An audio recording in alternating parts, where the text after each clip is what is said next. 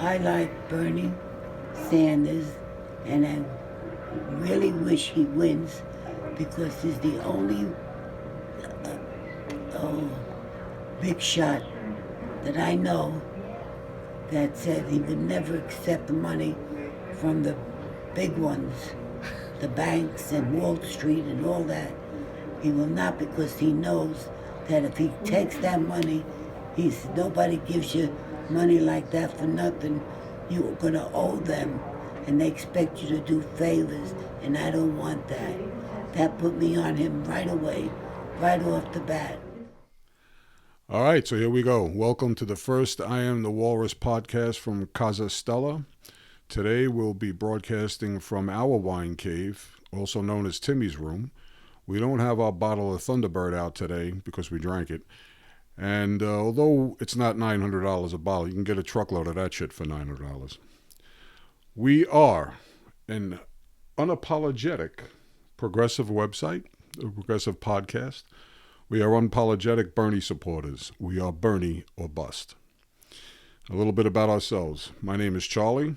I am the fat dad, P-H-A-T, because I can bust a move. I am a former window cleaner 150 pounds ago. 9.5 years union window cleaner on 50-story scaffolds. I was a bouncer. I unloaded watermelons as a kid. I delivered papers, blah, blah, blah. I was a criminal. And somewhere along the line, I taught myself how to type and became a word processor. I also am an author. I have some books published. I am still a word processor. And now I'm a rock star. So the bottom line about this, we're going to have 6 segments to this particular program, the first one. And a little bit more, I was brought up in a very democratic, very liberal household. My sister was gay. It wasn't an issue. My father was a little wacky about it, but he got over it. We always voted Democrat until Bill Clinton's second term. When Bill Clinton's second term came around and he basically became a Republican, I walked away from the Democratic Party. I walked into a pile of shit by supporting George Bush and supporting the Iraq War, which was a huge mistake. And a lot of people told me it was a huge mistake. I didn't listen to them. That said, when Barack Obama became president, I didn't vote for him. I took a break from voting. And when he bombed 5 Muslim countries that never did anything to us, when he never got us out of the wrong war in the wrong place at the wrong time, what he had campaigned on, when he didn't put on his comfortable shoes and walk picket lines with unions like the Wisconsin Public Workers Union, when he became the deporter-in-chief, etc., not one of those people who told me how wrong I was about the Iraq War ever made a peep. At most, they were disappointed. So I became a socialist. I actually learned about socialism on my honeymoon, my first honeymoon a long time ago. But I had 2 degrees, both of them absolutely useless in the so-called free market, but invaluable to me as a person. I am now a Bernie supporter. I was in 2016. I was Bernie or bust then. I am Bernie or bust now. And we'll give you our reasons for that. I know a lot of people don't like that. They don't like to hear that because it's a vote for Trump. That's a crock of shit. So that's me for now. And here I turn to my daughter. Why are you Bernie or bust, Nicole? I'm Bernie or bust because, well, I guess let's first get into how Bernie woke me up, because that's I was completely uninterested in politics for most of my life. I think I voted Republican once. I voted Democrat. I considered myself a libertarian for like 10 minutes. And I quickly realized that nobody really gave a shit about me, neither party. Basically, the Democrats and the Republicans are just one party, one corporate party. And they didn't care about my life and about the working class and the poor. So I became really disinterested. And then Bernie came along, and he was angry, and he was honest. And for the first time in my life, here was somebody fighting for the little people, telling me that I had value, that I shouldn't just be working to make somebody else rich, that I have rights in this country, even though I'm just a secretary. A fact that I was ashamed of for a really long time. I was ashamed of just being a secretary. I never, ever, ever cared about having the biggest house on the block. I never cared about having a fancy car, taking, trips to, crazy exotic places. All I wanted was to have my family and to have experiences, life experiences. And that just didn't seem to be enough in this country because, here it's all about chasing money. It's all about the relentless pursuit of profit. And it just didn't interest me. And Bernie came along and said, yeah, well, it shouldn't. You're not a machine. You don't have to make somebody else rich to feel like you have any kind of value. And that really spoke to me, especially when he started talking about healthcare. Nanny's nursing home, there was a nurse who had 3 children, and the nursing home cut her hours to just below what she needed to get healthcare through the nursing home. So here's this woman working a hard, selfless job, and she had no healthcare, and she had to get a second job so that her kids had healthcare, so that some rich fuck can get another house or a better car. And I just never understood that. And Bernie brought that all back up. He brought that up to me. He put it right in my face and said that, yeah, this is unacceptable and you shouldn't accept this because you are a human being with rights. And that's what woke me up. And then from that, I just started to become more of a critical thinker. I started to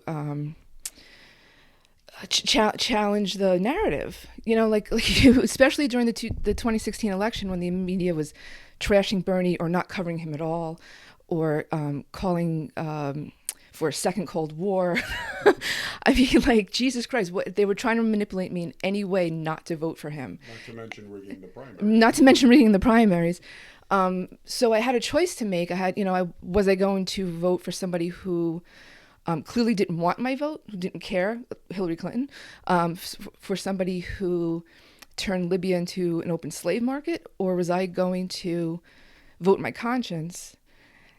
And thanks to Bernie, I mean, he didn't really sanction the Bernie or Bust movement, but thanks to him, I chose to vote third party. I chose to vote for Jill Stein because I could not reward that party, the Democratic Party, with my vote for their corruption. It was not happening, and it's not going to happen this year either. And we went to a Jill Stein rally, me, you, and powerful. Anthony. By the way, Anthony is the production end of this. He does all the hard work. We just sit up here and bullshit. But remember that? We went to see Jill Stein. It was amazing. And very moving and that Russian asset.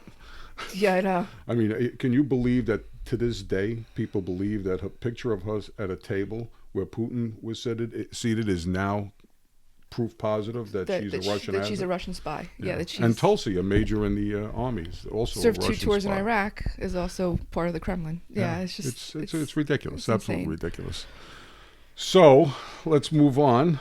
We gave our little speeches there on that. But now we want to get into a little bit about how CNN and MSNBC, the corporate media, the same people that own all the corporations in the world, own all the media in the world. The reason why we're doing what we're doing today. Exactly, is to give a podcast. progressive voice. Yeah. And the reality is that they continue to black out Bernie. When he rises in the polls, when they have their hit jobs done him, the smear jobs done him, his numbers go up. He is the inspirational candidate. There's no ifs, ands, or buts about that. And as we turn around now, the latest couple of,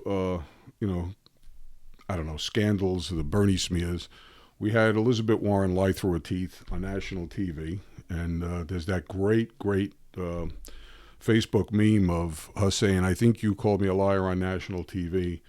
And then Bernie turns to her and says, "Let's not discuss it here. Let's discuss it in your teepee," which is the kind of thing that Trump will use against her in a debate over and over, the Pocahontas bullshit.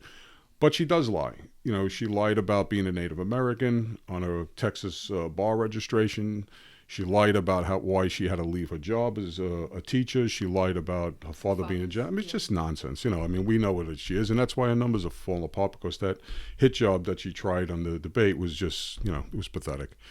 Then you have, the queen of mean, Hillary Clinton comes out. And when she came out and said nobody likes Bernie, it was the funniest thing in the world, because when you looked at Hillary Clinton's crowds from 2016 and Bernie Sanders' crowds, I mean, there's no comparison whatsoever. So, and now the latest one is, Joe Rogan, who can upset people sometimes. I mean, I happen to like Joe Rogan's podcast. I actually made a couple comments on the last one he had with Bill Maher. I know they're friends. That's his right to have him as a friend. I can't stand Bill Maher. But, he said some things, off-color things in the past, and immediately they attacked Bernie because Rogan endorsed Bernie.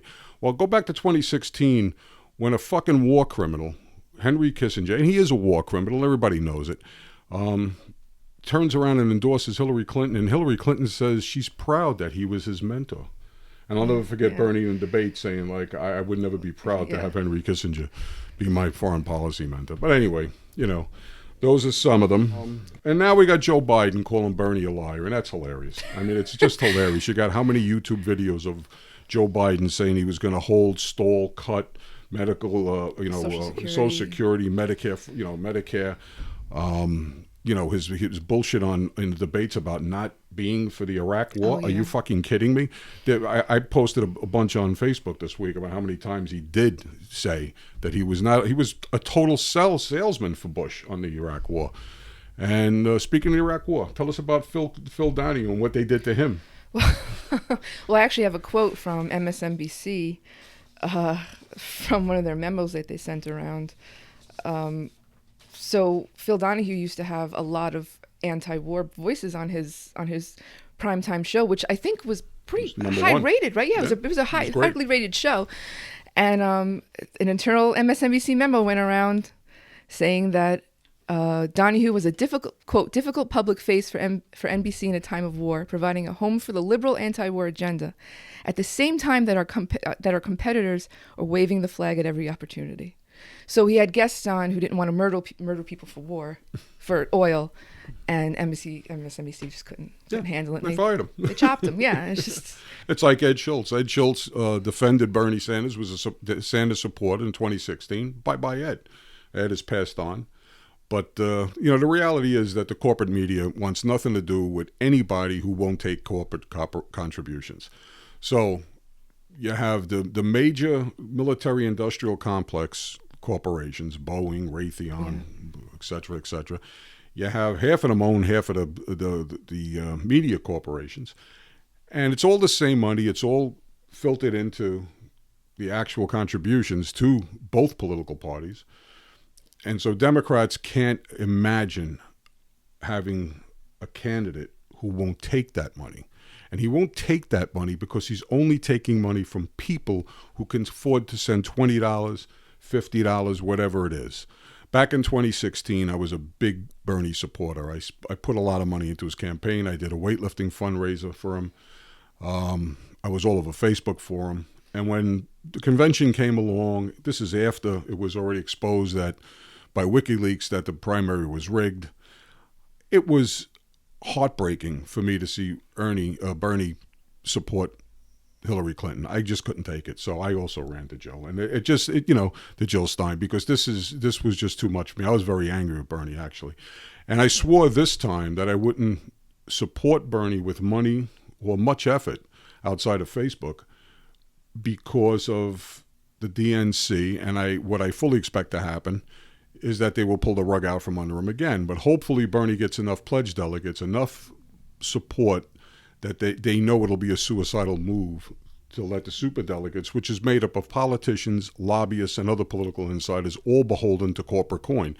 So if they turn around and take the nomination from him and give it to someone like Joe fucking Biden, not only will they lose again, it'll be a replay of 2016, but they won't see a dime from me. Now, that said, when Hillary opened her mouth last week, I gave my first $50 pledge to Bernie because of the new campaign, because I hate that fucking woman. I mean, I do. I fucking hate her. Tell me something. Well, I agree. Tell me why I shouldn't. No, I agree. I forgave him a lot sooner than you did. Yeah. So I only because he woke me up, and I'm extremely grateful for him, because I'm ashamed of how indoctrinated I was. We all were. Yeah, I mean, we're taught very young not to pledge. question authority and not to do your own research and pledge allegiance. And to pledge allegiance. And yeah, I was totally indoctrinated, and he snapped me out of it, thank God. So I was a little more forgiving, a little quicker than you were. Yeah. So I started donating a little bit sooner. A lot quicker. And I actually just signed up to do texting for his campaign. I haven't done it yet because I've been getting ready for the podcast. But tomorrow I'll probably do my first texting session. Right. This is what it's all about, getting people active and supporting causes that you believe in, which brings us to vote blue no matter who. Because to me, that's the most cowardly bullshit in the world, voter shaming. We're going to get into it in another segment of the program about the eradication of our First Amendment rights, speech and boycotting. Bipartisan eradication. Both parties completely complicit in stripping us of First Amendment rights. It is so freaking atrocious. It is hard to sit there and say land of the free anymore. But vote blue no matter who. The nerve. The fucking nerve on people to assume that they're owed my vote. Yes. Like I'm like, what have you done for me in the past 40 years? It took me a while to come to terms with the fact that I made mistakes by supporting a war. I will never support a war again. If we're not attacked, I don't ever want to hear of a preemptive war again in my life. The fact that all the muscling we do around the world, whether we're overthrowing governments, Henry Kissinger, Allende, Chile, whether we're, just fucking up the Middle East, we're the war criminals. There's no getting around it. We're the people that bomb other people that can't bomb us back. I mean, it's just a fact of life. Yeah, we're not the good guys. We're not in these wars. They're illegal, they're immoral, and they're never ending. And that's the other thing. So to say to me that I have to accept the fact that Democrats looked the other way when Obama bombed 5 more countries, making it a total of 7. Now we're up to 8 or 9, because Trump he's a piece of shit too. I mean, we all know what he is. But he's actually stepped up the drone strikes, and not only the one a few weeks ago where we almost got us into World War III, but Well, that's where they want my vote so bad. They want my vote so bad. You have to vote blue. Vote blue. We need Democrats, and I don't know. I don't want a Democrat who's giving him all the money in the world to start these fucking Elizabeth wars. Warren. Like Elizabeth Warren and Klobuchar, I'm sure. Klobuchar, absolutely.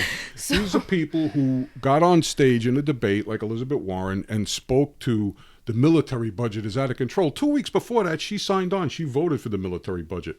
The last military budget, they gave him more than he asked for. Yeah. That's the Democratic Party. I mean, we know what the Republican Party is. They shouldn't even be acknowledged. But the fact of the matter is, they are supposed to be the People's Party, the Democratic Party. The resistance. How do you call yourself a resistance when you give this piece of shit that you call a monster that doesn't know his ass from his elbow? He's just an idiot, and we all know that. You're giving him more money for his toys, military toys, than anybody else in the history of the country. And then you turn around and you give him surveillance license to just continue this bullshit Patriot Act. Now he makes an executive order. You can't criticize Israel. It's a fucking crime. It's a hate crime. Give me a break. We'll get into that in a little while about the First Amendment eradication. But yeah, we've reached a point where the Democratic Party just does not, I cannot mentally put my head behind the Democratic Party when they are a corporatist party, they are a warmongering party. People say it's a purity test. That just shows me how much the Democratic Party has moved to the right, because that used to be what the right wing screamed at liberals, at liberal Democrats. Oh, you have to have a purity test. Now Democrats have become very comfortable with not only war, but calling progressives, our purity test. No, it's not a purity test. If this is the world we live in and you don't want to change it, fuck you. Vote for whoever you want. I'm voting for whoever I want. And it is not going to be Elizabeth Warren. It is not going to be Joe Biden. It is not going to be Pete Buttigieg. It's not going to be any of the other clowns, the 2 millionaires in a race. It's Bernie or bust. So let's move on. Inspiration meter. This is actually fun. We made an inspiration meter from 0 to 10 with the, I guess it's 6 remaining candidates. You want to do this? No, you can do it. You sure? Yeah, I'll jump in. Because nobody can read my handwriting. Yeah. That's what it really is. I can't read it either. So, is that it? No, here it is. I told you I couldn't read it. All right, so here are our candidates. In the first one, we're going to pit the two people both Bill Maher and the New York Times endorsed for president of the United States. Amy, the staple-throwing psychotic from Minnesota, Klobuchar, and Elizabeth Warren. Okay. How much do you think Amy Klobuchar inspires people to vote or the new voters to show up on a scale of 0 to 10? Like a -3. I mean, it's amazing. I work in the city and I come across a lot of white privileged people, and they all love her, and I don't get it. I just don't get it. So do I. Yeah, like Bill Maher. Yeah, and so I guess for them she's a 10, but for the rest of the country, she doesn't even register on the meter. Exactly. Look at her. Look where she is, and she just continues to go down. Okay. And now we have Elizabeth Warren, who can be a little bit inspirational. Yeah, sure. You know, when she's not lying. I would. Yeah, when she's not lying, exactly. I could put her to a 5, but then she gets knocked back down to a 3 because she bullshits. She lies, and Trump will have a party with that. Here you have a possible election between the most pathological liar in the history of presidential politics versus someone like Bernie. You're going to have to search hard and far to find him lying, or Elizabeth Warren, who has a handful right off the bat. And plus, with her, I don't think she can stand up in a debate with him, because I don't know if you've seen it, but that rally she did, which she just froze for a good 30 seconds. If you can't handle a couple of protesters, he's going to be vicious. Oh, he's going to go after her. Yeah. He's going to pull up Pocahontas. She's not going to be able to handle that. Yeah. I just don't see that. He's going to remind her. Of the law of each yeah. lie, and you can't remind him because it would take you 6 years. He's got 16,000 lies already.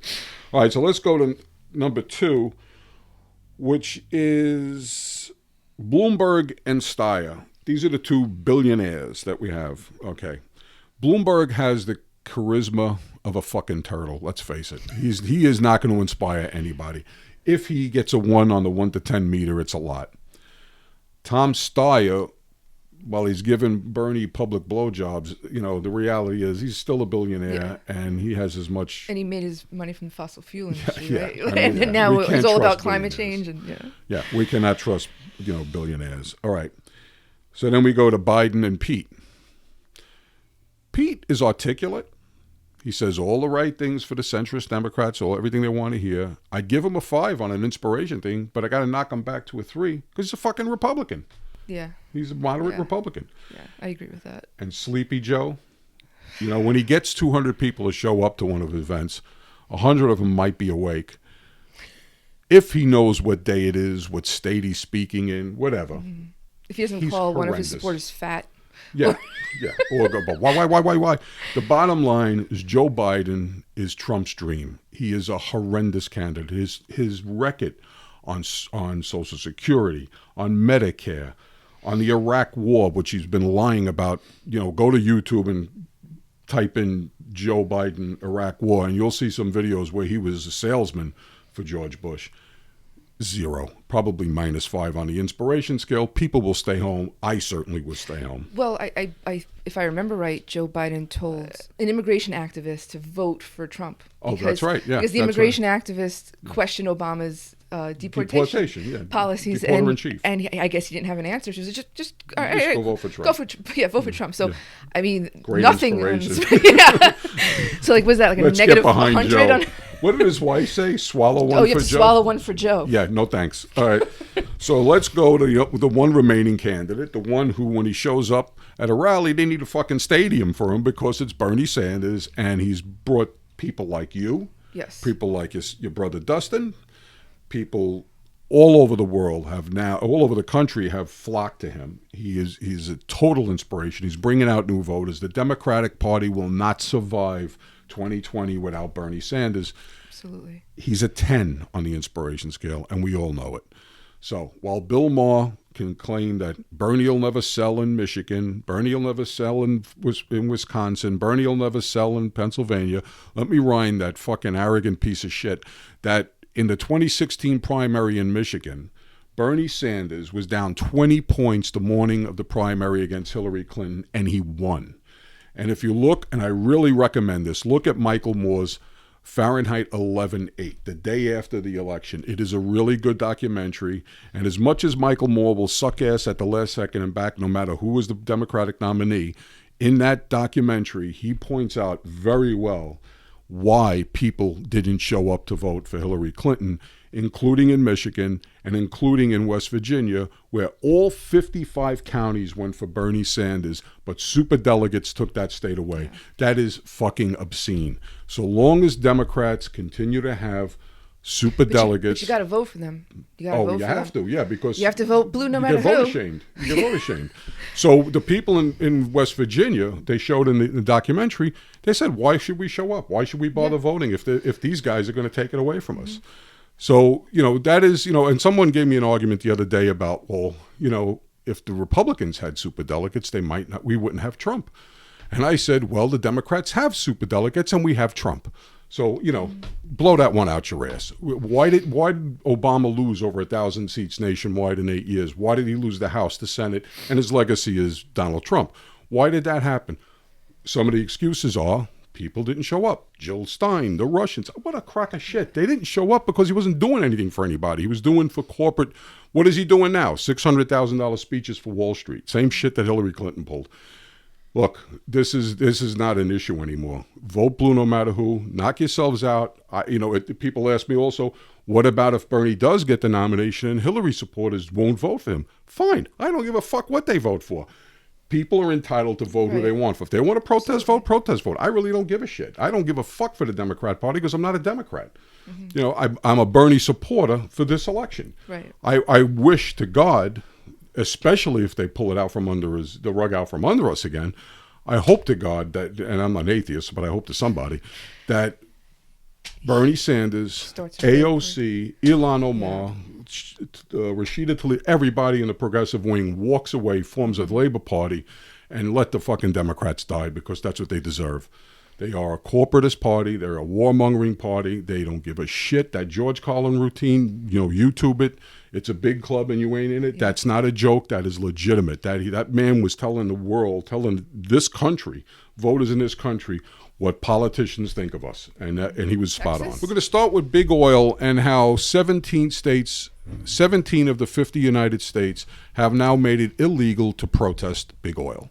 And that is bipartisan. The last one to do it, I know for a fact, is it Evans from Wisconsin who signed legislation making it illegal to protest and then claims that he's still retaining First Amendment rights. It's a crock of shit. But you take over with the Texas stuff and please go into that issue about how they declare land, public land, suitable to have you arrested for critical protesting. Infrastructure facility? Yes.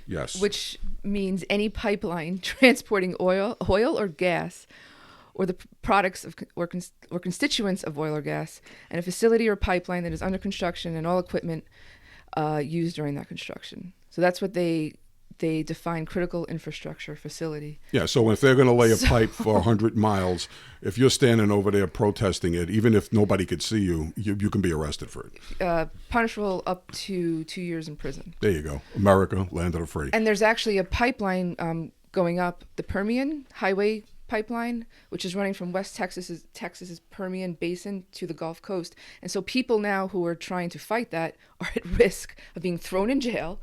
Because I think this project just started. It's not very old. Okay. So people are probably going to start, if they haven't already, making us think about it, and they have to really watch themselves. And Texas has legislation. It's passed legislation. Yeah, HB number 3557. That's what I just read from the Critical Infrastructure Facility. So we can try to throw that up on the... when we have the TV, YouTube thing on the video. Get you more of the quotes from that bill.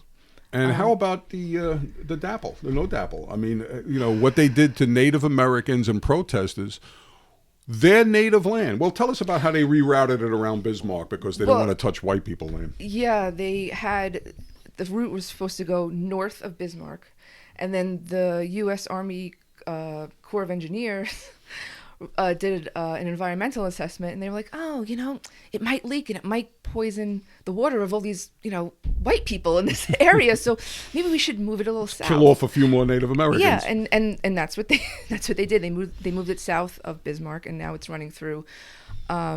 sacred indigenous religion. land. Yeah, I believe, incredible. including a graveyard. I believe. Yeah, I don't doubt it. Yeah. So, Now- and they're also violating the Fort Laramie Treaty. Well, okay, I'm glad you said that because I just want to interrupt for a second. I wrote a dopey book called Rough Riders, it's a crime book, but it covers the fact, and I got this from Ward Churchill, who is a brilliant professor that the right wing went after, Bill O'Reilly went after, much like Norman Finkelstein. But the bottom line is, this country has yet to honor a single fucking treaty with Native Americans. Not one. They have yet to honor one. They have crossed out every fucking treaty made with Native Americans. So when they went through North Dakota and they did this pipeline crap and people protested, Native Americans especially, but Bernie Sanders was there, Tulsi Gabbard was there, Yes. the progressives were there. Jill Stein. Yeah, Jill Stein. Nobody else. All these people in the corporate Democratic Party, they weren't going to dare cross Big Oil. They get money from Big Oil, so they weren't going down there. And we're going to show on the video pictures of how those people were treated standing in March in frigid water. I played football in North Dakota. I went to college in North Dakota. And let me tell you something. I love the cold, but it gets fucking cold. I can't imagine standing in freezing water. 20-degree weather, Yeah. being And shot getting hit with with- freezing Getting hit cold with water cannons. Yeah. And rubber bullets. And pepper and spray being in the run waters. over. And attack I think somebody dogs. lost their hand or had like a what, bullet frostbite or shot something? through their hand or something. And they had attack dogs. And this is Yeah. America. Yeah. So God they bless militarized the state. I think Chris Hedges covered this in the Posse Comitatus thing, where he actually sued Obama for allowing the military to be used as state police. It's obscene. This is supposed to be, all the bullshit we learned as kids, things that were shoved down our throat. Hey, the Boston Tea Party, we're based on revolution and protest. I guess that doesn't count anymore. Once corporations took control of everything, including the media, we've been force-fed a lot of shit. They don't cover. The corporate media does not cover the crap that we do around the world and the crap that happens within our borders. And they certainly don't cover these protests enough. So, there we go with that. But give us some more. What else? Of DAPL? Well, here, the Standing Rock Sioux tribe, as a sovereign nation, actually passed a resolution regarding DAPL, stating, and I have the quote here, that the Dakota Access Pipeline poses a serious risk to the very survival of our tribe and would destroy valuable cultural resources. And Obama Barry, where the fuck are pretty you? much ignored that. So we're going to let it play out for several more weeks. No problem. And if you watch the video, you see just how little he gives a shit. It looks like he's late for one of his Wall Street meetings, and he can't wait to get the fuck out of that interview. And he had no interest in these poor people who were trying to save their water, trying to make sure their kids have drinkable water. But those people should vote blue, no matter Oh, who. no, absolutely. Oh, yeah, They have please. to vote blue. Yeah, it's please. kind of like in the Michael Moore documentary, and I really, really recommend watching that documentary because I learned a few things in there I had never even imagined, like Flint, Michigan was used for target practice. But especially Flint, Michigan, the scene where Obama comes there to save the day, and then he turns off, he pretends to drink the water and turns off every African-American voter in the fucking city. So, so we know Barry's he's a slugger. Yeah. He's a slugger for Wall Street, but that's about it. Yeah. And I'd like to add that 84 gallons of crude oil was spilled even before DAPL was operational. And now they're spilling like hundreds of thousands of gallons. It's unbelievable. It's unbelievable. Yeah. So But profit over people. So as long as we keep our priorities straight. The business of America is business, and fuck everybody else. Yeah. And like right to work laws, which are basically, anyone who doesn't know what a right to work law is should really look it up. It's basically saying fuck you to workers. I mean, it just makes it impossible to unionize. It's bullshit. It's just another way to squeeze out as much as they can before everything goes poof. All right. What do we want? Oh, now we want to go to another form of Trump's executive order. Well, let's do that after we do the state stuff. This week, a week ago or 2 weeks ago, South Dakota joined 27 other states in precluding anti-BDS laws. BDS is a movement where people are boycotting, Divesting and sanctioning Israeli products, especially those made in illegal territories. So the whole point is that was a big factor in South Africa in getting rid of apartheid. Israel is an apartheid state. They have an open-air concentration camp in Gaza. But let's get off of that for a second. Let's just assume Israel is the nicest place in the world. Okay, it is for Israelis, but it's not for Palestinians. But let's say it's great, all right? Let's say Palestinians have full rights. They don't. I don't know where anybody stands on this. No matter where you stand on the Israeli-Palestinian issue, the fact is, the Democratic Party was screaming about Russian interference in our elections. Okay, well, let's get this straight. 28 states in this country, bipartisan support, and the anti-BDS was originally drummed up by a Democrat. 28 states now make it a criminal activity to boycott. There are some states, most of them, you have to sign a pledge. Do the Abby Martin thing. Oh, she was invited to speak at Georgia Southern University. Somewhere, yeah. And she was disinvited because she refused to sign a pledge saying that she, wouldn't criticize. You can't criticize Israel. Yeah, and which is mind-boggling because she's known for this amazing film, Gaza Right, exactly. Fights for Freedom. Yeah. So I don't know what that was all about. Like, Yeah. you had to know. That was the executive order. That was a result of a ridiculous executive order by President Shitforbrains. But the reality is, this is so comical to me. Russian interference. It's like Noam Chomsky said, nobody has more influence on American government than Israel. It's a comedy. Now, they may not side with us on issues that are important to us first, but boy, do we side with them. I mean, we went to war for them. I mean, it's pretty ridiculous. But this anti-BDS bullshit, whether you agree with the BDS movement or not, a woman in Texas, when it first came about, lost her job. I think she was a private contractor teaching special ed. She was out of work for several months. The ACLU came in and sued. And most people are winning those cases, don't get me wrong. But, how do you like to be out of work for 6 months? You think they're going to give you back pay? It's bullshit. It's absolute bullshit. Since when can we not criticize another country, especially for those of us who believe it is an apartheid state, believe they commit war crimes daily? I mean, why? You're telling me I can't say that, but I could sure say Putin's a monster. Sure. Netanyahu's a piece of shit. Yeah. I mean, he is. The guy should be hung. He's been sure. declared a war criminal. They've. I think the International Criminal Court. Oh, by the way, the two countries that aren't members of the International Criminal Court are the United States and Israel, because we are not allowed to be held accountable for our war crimes. I mean, it's so obscene. It's off the charts already. But that said, let's go to CNN, one of our favorite places. Oh. And poor Jim Acosta, when they removed his White House press badge. And, man, the corporate media went to bat for him. They went gaga. They went to court. How dare they? That's a First Amendment right, freedom of the press. This is about a week or two before or after, I'm not sure because I haven't looked it up in a while. Mark Lamont Hill, also a contributor at CNN, spoke at the UN for Palestinian rights. And guess what happened to him? He got fired. Where was Jim Acosta backing his journalist friends? Where was freedom of the press when Mark Lamont Hill got fired? Fortunately, Bill O'Reilly is no longer on the air where anybody gives a shit, but he's been such a fucking pain in the ass to academic freedom that fortunately Mark Lamont Hill is still a professor. And when we go through those, it's kind of like the Phil Donahue thing, the Ed Schultz thing, where any kind of progressive voice just gets crushed by a corporate media, and that's why we're doing this fucking podcast. And what else do we have on our menu? We've got Trump's executive order.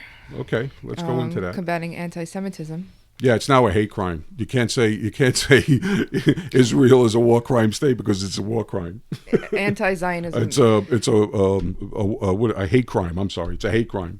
Anti-Zionism equals anti-Semitism. Yeah, you can't criticize that government because then you're an anti-Semite. What a crock of shit. I'm voting for a fucking Jewish guy, Bernie Sanders. I love Bernie Sanders. Some of my best friends are Jewish. I mean, give me a fucking break. It's so ridiculous. But there you go again. There's that, that dichotomy. You can do anything you want so long as the United States approves. So the United States gets a lot of support of politicians from AIPAC, the Israeli lobby, and they just turn their head the other way when Palestinian kids get slaughtered in the street.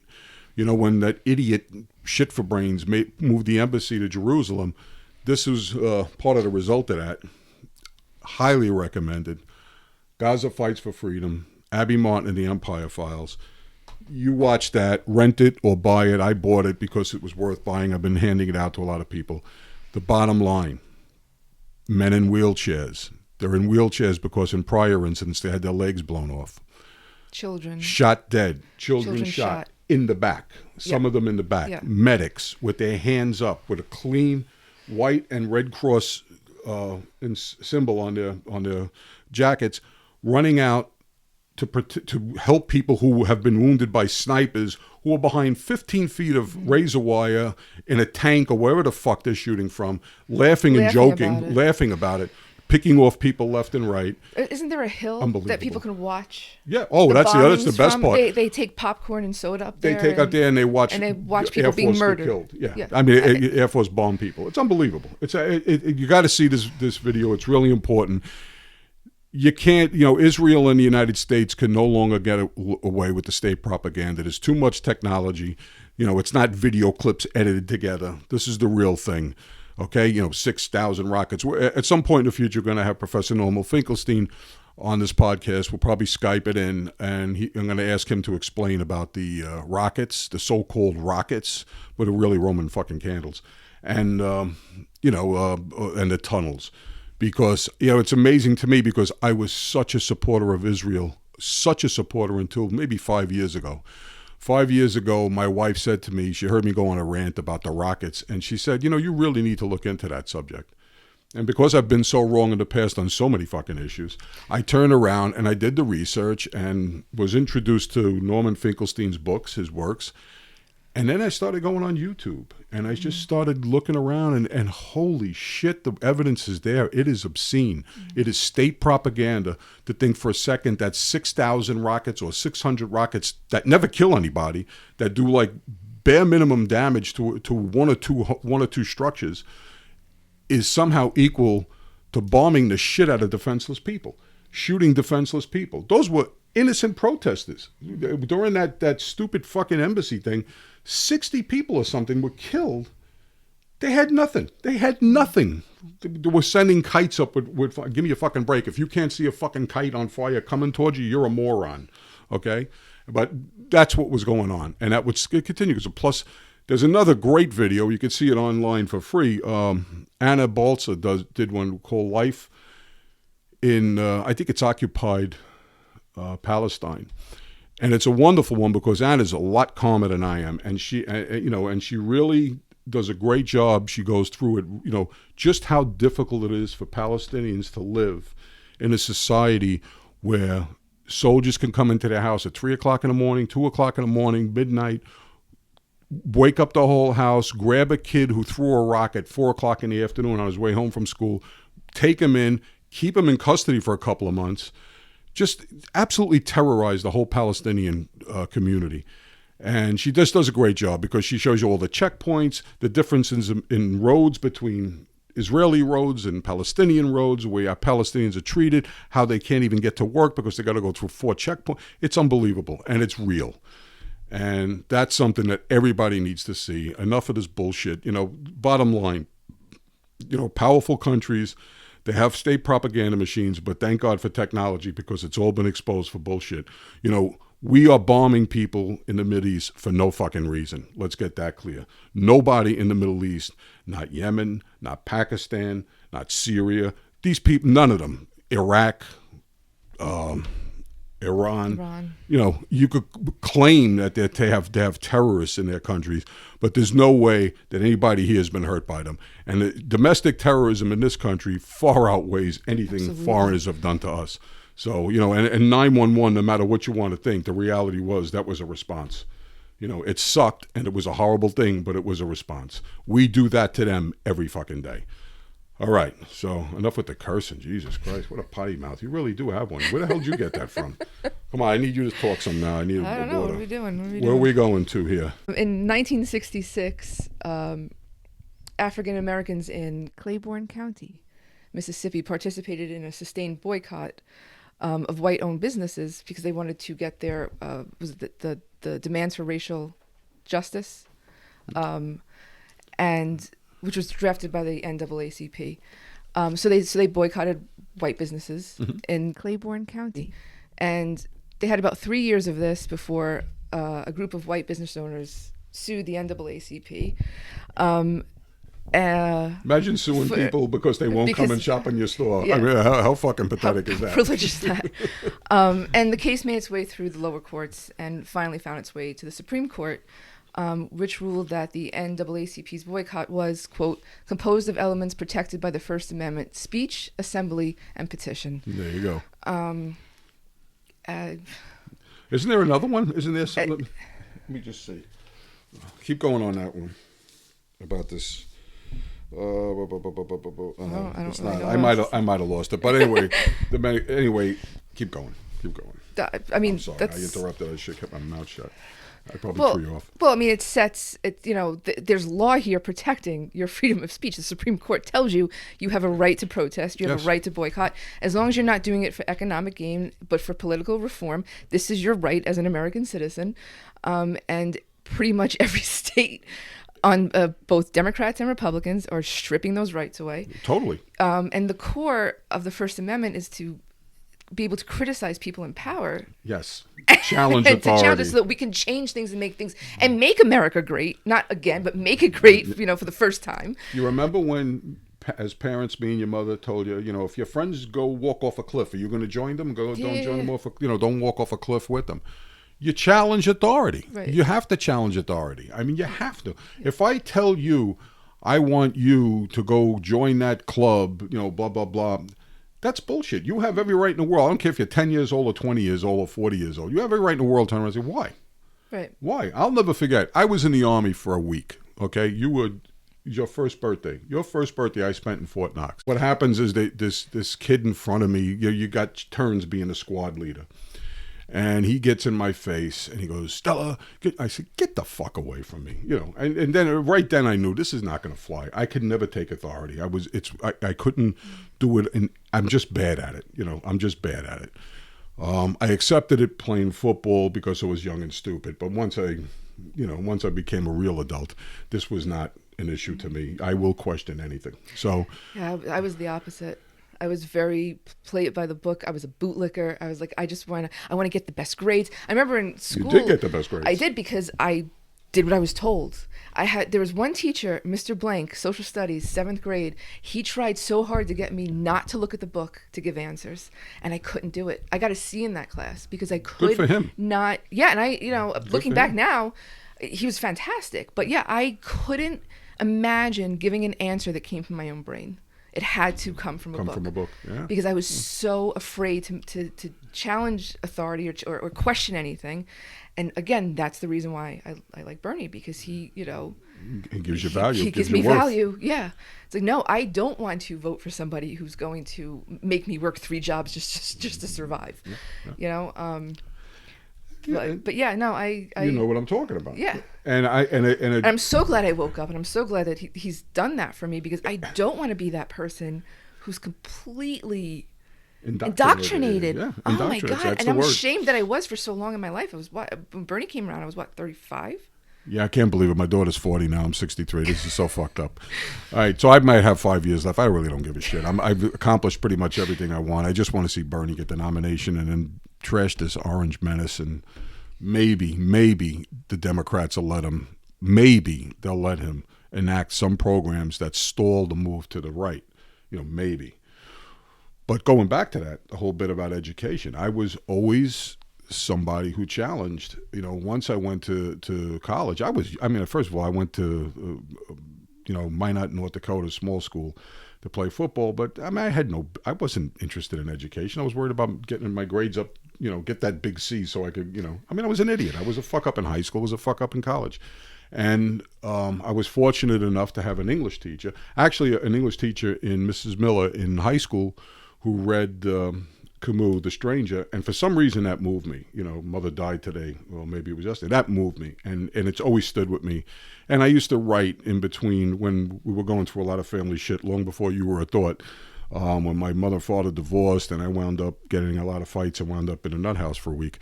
That book always kept me writing. I was actually writing stories at night instead of going right through the day and not going to school for a while. But then when I went to North Dakota, I was blessed by having a teacher that I owe anything I write, he gets credit for.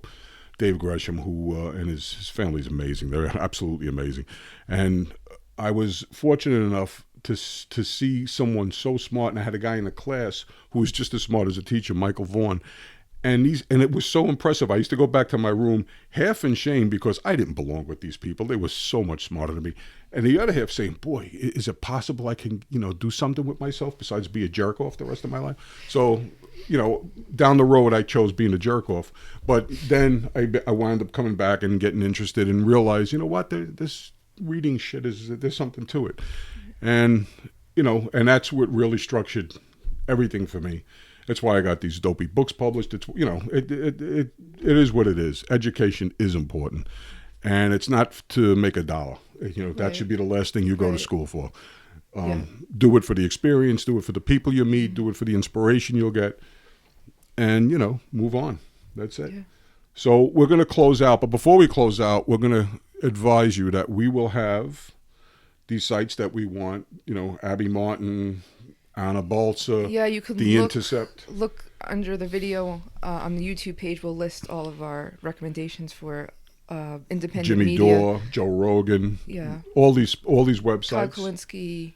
The Useful Idiots, Matt Taibbi, Katie Halper. Matt, Aaron Maté. I forget what his is. I forget what it's called. Pushback, I think it's with Aaron Maté. There's a great one with him and his father. His father was a journalist. I mean, it's brilliant. It's really good. Anyway, what we say, and Norman Finkelstein, of course. I took a class with Norman last, I guess, from September to December. The man is brilliant. He's a great ball breaker. Oh my God, is he a good ball breaker? He could be a ball breaker. He could exist in a locker room and an after-hour joint. And the greatest thing, it was one of the funniest moments, is I drove him home a couple of times, and one night we used to drop Moran off. This woman in her 80s is brilliant.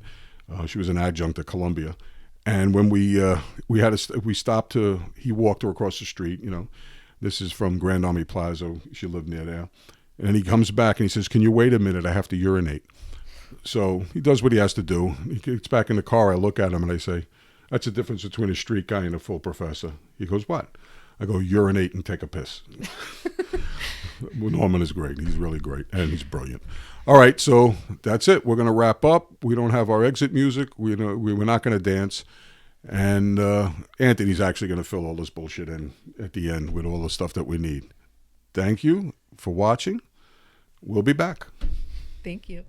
And one more thing I forgot to say before is, how about all these big shots with all the money they have, and they all go to the Cayman Islands, and so they don't have to pay taxes.